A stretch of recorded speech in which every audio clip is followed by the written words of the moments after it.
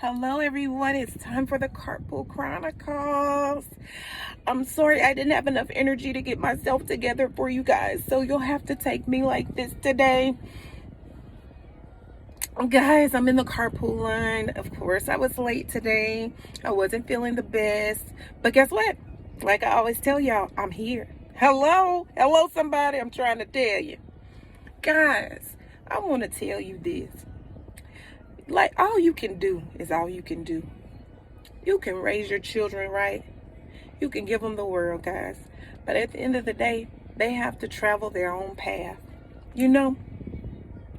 And I know it's hard sometimes for us to let go, because it was hard for me to let go of my older children. Y'all know I tell y'all I have a 23, a 21, and a 20-year-old.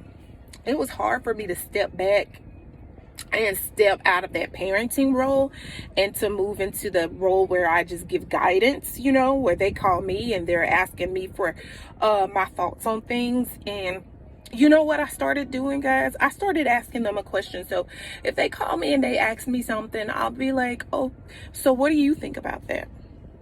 Like, how do you feel about that? When you get this information, how did that make you feel?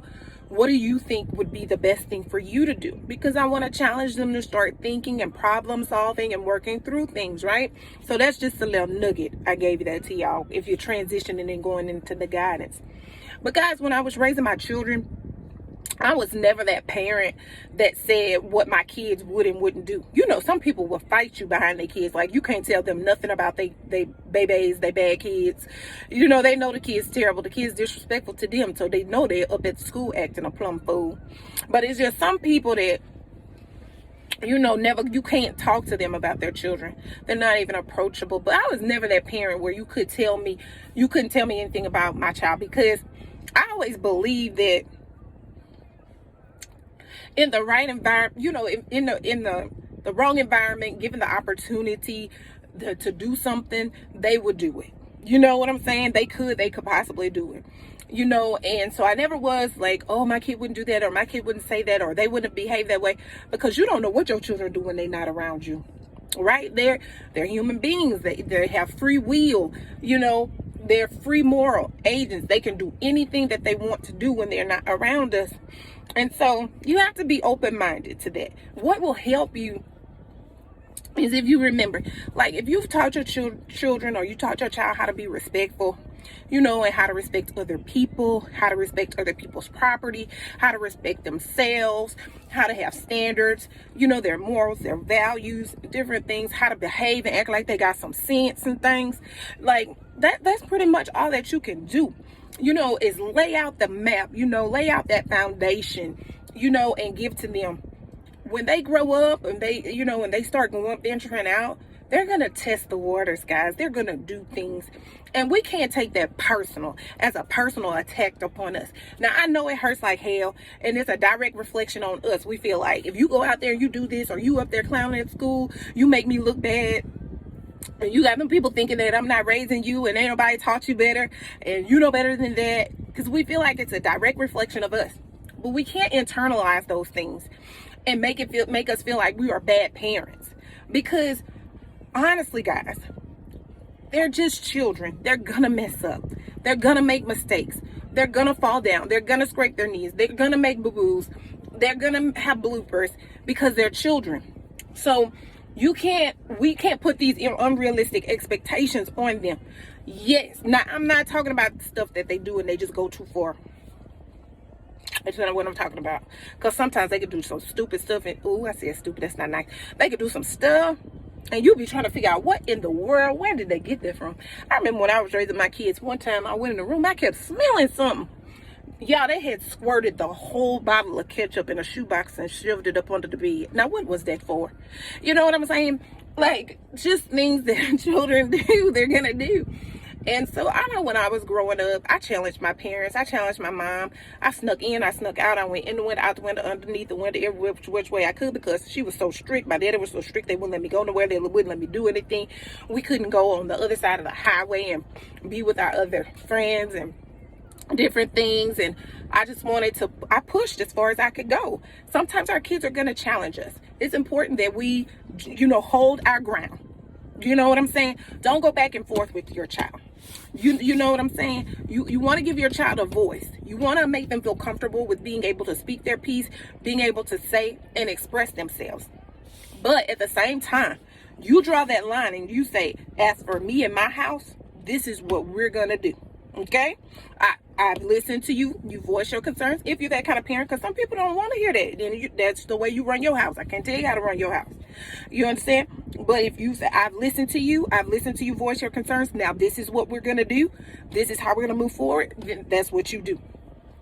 But don't let them push you and manipulate you and make you feel bad because you have rules and you have standards and you have things set in place to where they can't hurt themselves. Because guys, sometimes children they'll hurt themselves. That's when I pray for my children in the mornings, guys. I pray that the Lord protect them from themselves, because sometimes they just self-destruct. You understand what I'm telling you? So it's important that we don't allow them to push us and put us into a place where we're beating ourselves up. I'm tongue tied today, guys. Ugh. So they make us feel like we're bad parents, like we have poor parenting skills, like, because they go and they act fool or they do something and other people see it. Don't internalize that.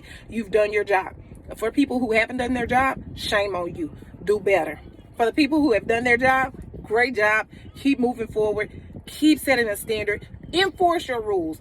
People need rules. Children need structure. If they didn't, what would it be good to have a parental guidance?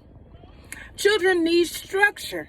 They can't be free willy-nilly and set their own bedtime and come in and out the house when they want to and go over here with Joe, John, and Jim, and Sally Sue, and May. No. You have to guide them. You have to protect them. They need you as a parent to set rules, to set the standard, to have structure.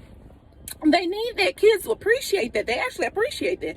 Everybody always trying to come to my house. They love Mama D. They always trying to be in my house. And baby, I lays it down, baby. I put this how we gonna do this. You understand what I'm telling you? So I wanted to tell y'all that today. Don't let them make you feel bad. Don't let them make you feel bad because you're being a parent and because you have rules, or because they going somewhere and acting up like they ain't got no better sense. Because I'm gonna tell you something. People, when they look at your child, they know whether or not you putting anything on the inside of them. They could look upside their head and see if they got a haircut, if they're well groomed, if they're well dressed, if they, you know what I'm saying? The way they answer and speak to people, they know whether or not somebody taking up time with them children, and if you depositing anything in them. So don't worry about what other people think anyway. It ain't none of their business. You understand what I'm telling you? You keep doing what you're doing. You keep moving forward. You keep doing what you got to do as a parent. And for the people that's out there doing it by themselves, single parenting, I commend you. I would take my hat off to you, but it's a whole situation under here, so I can't do that. But I commend you. God bless you. And may the blessings of God overtake you. And may he send you help from the north, south, east, and west. Okay? And for the people that are taking care of children with disabilities, I pray that the Lord will give you peace, and that he will put people in your life to give you a break when you need a break, because I understand that it can be tough. People don't understand what you go through when you have a child with disabilities, with a disability of any kind, of any sort. It is rough. It is hard. It's hard on a caretaker. I don't care if it's a caretaker for an elderly person, for a young person, it's hard on caretakers. And I pray that God will give you a peace that surpasses all understanding, and that your body, when you lay down at night and you go to sleep, that he will revive you, rejuvenate you, that he will replenish you, renew your strength, and that you can wake up and do what you need to do for your child or for your loved one. Because some people don't understand what it's like when you got to walk up to your child and touch them to make sure that their body's still warm. People don't understand what it's like when you got to get up in the middle of the night and you don't know what you're going to go in that room and find. People don't understand when your phone rings from the school and you panicking and running over everything on the road trying to get to the school to your child.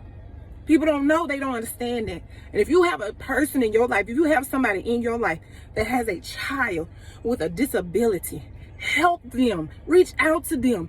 Let them go to Walmart by themselves. Let them just sit down and watch TV. Take the child for a little while. My heart bleeds for you because I understand what that's like. Guys, we need to get together and help one another. It's hard. It's hard for everybody. And I ain't talking about just single parents and parents that take care of children with disability. It's hard for 2-parent homes, for people that got a mama and a daddy at home, and both of them working and trying to make ends meet and trying to do everything that they can to sacrifice for their child, and then the child still going out there doing stupid stuff and acting a fool, and everybody trying to figure out why. You done gave them too much. You done gave them too much. You done spoiled them rotten. You give them. Sometimes we can give our children too much of anything ain't good, y'all. Too much of anything not good. And sometimes we give them too much. I know for my oldest, I gave her too much. And it's hurting her right now today. Because it's hard when somebody tells her no. It's hard when when she's faced with different challenges and stuff.